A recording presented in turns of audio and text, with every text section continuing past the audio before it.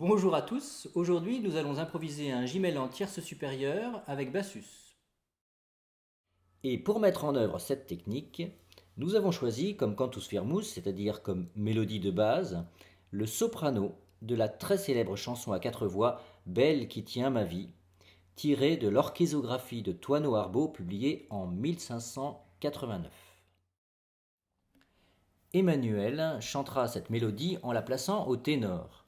Au-dessus de cette voix, Barnabé, c'est moi qui te parle, réalisera un gimel en tierce, tandis que Jean-Yves improvisera un bassus.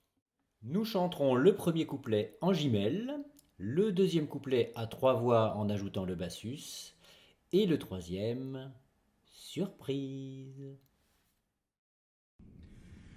Belle qui tient ma vie, captive dans tes yeux, qui m'a l'âme ravie d'un sourire gracieux, viens donc me secourir,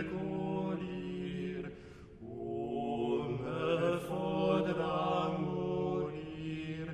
Viens-toi me secourir, où me faudra mourir. Pourquoi fuis-tu, mignarde, si je suis près de toi? Dans tes yeux je regarde, je me perds dedans, oui, car tes perfections changent mes actions, car tes perfections changent mes actions.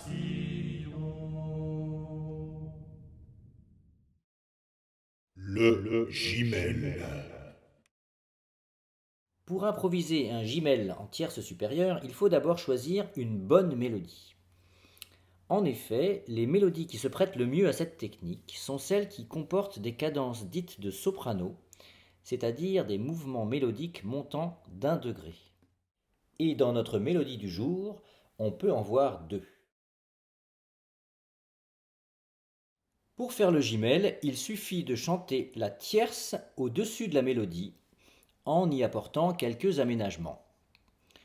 Sur la première note de la pièce, on peut commencer par la tierce, mais aussi par un unisson. Dans ce cas, on fait la tierce sur la deuxième note. En effet, deux unissons consécutifs ne sont pas possibles, sauf si le cantus firmus, comme c'est le cas ici, fait une note répétée.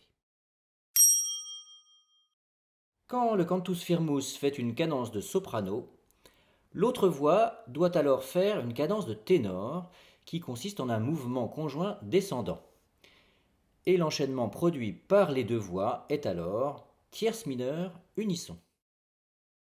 On peut aussi terminer avec une tierce, ce qui permet d'atténuer l'effet conclusif de cette cadence. Enfin, dans le cas où le cantus firmus présente une note syncopée avant la cadence, on peut faire en sorte que la deuxième partie de cette syncope soit dissonante avec la deuxième voix. Pour cela, il faut faire une seconde.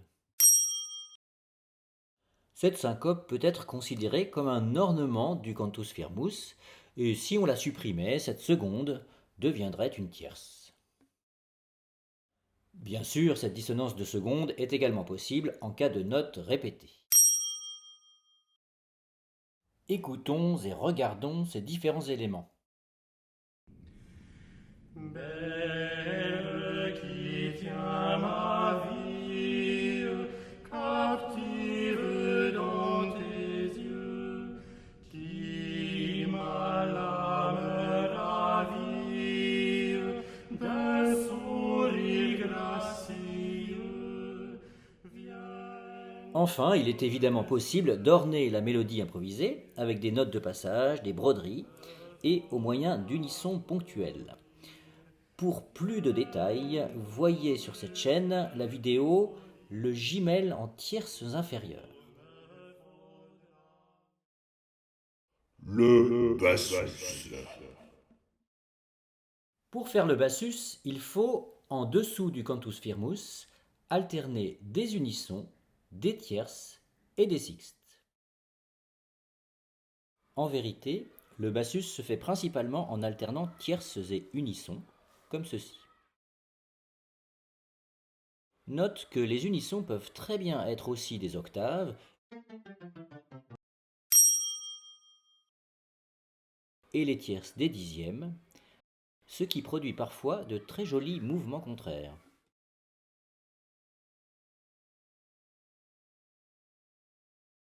Et, de temps à autre, tu peux intercaler une jolie sixte, surtout si elle procède par mouvement contraire avec le ténor.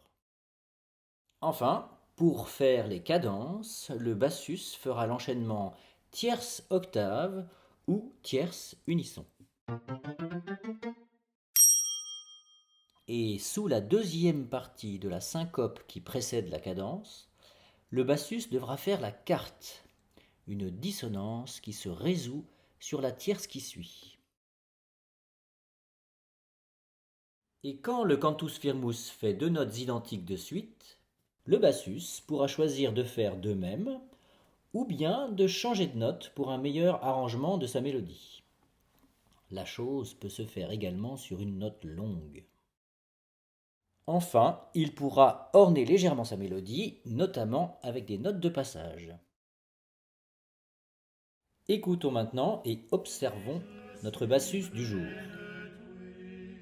Dans tes yeux je regarde, je me perds dedans, oui, car tes perfections changent mes actions. Mettez le cantus firmus au soprano. Et si votre cantus firmus s'appelle par exemple Emmanuel, il peut aussi chanter la mélodie une octave plus haut. Cela fonctionne également avec d'autres prénoms.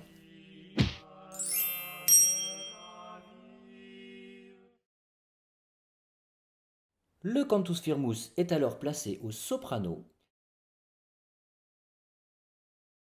tandis que la voix improvisée du Gimel demeure là où elle était précédemment, en remplissant la fonction de ténor.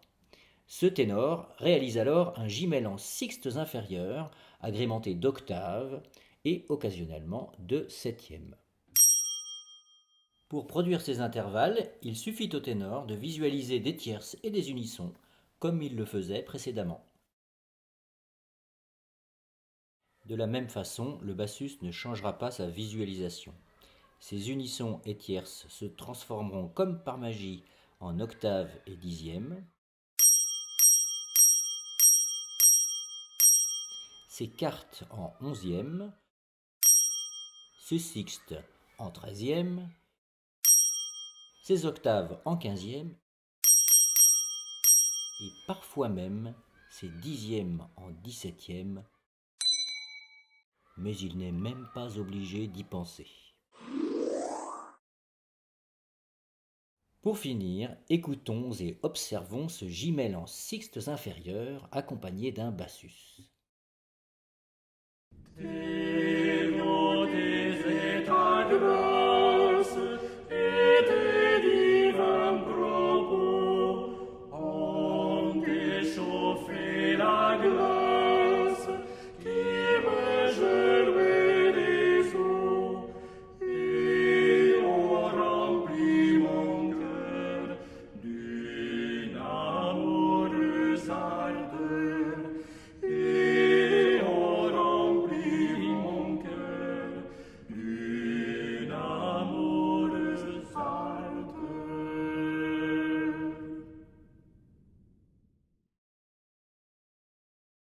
Et maintenant, à vous de jouer!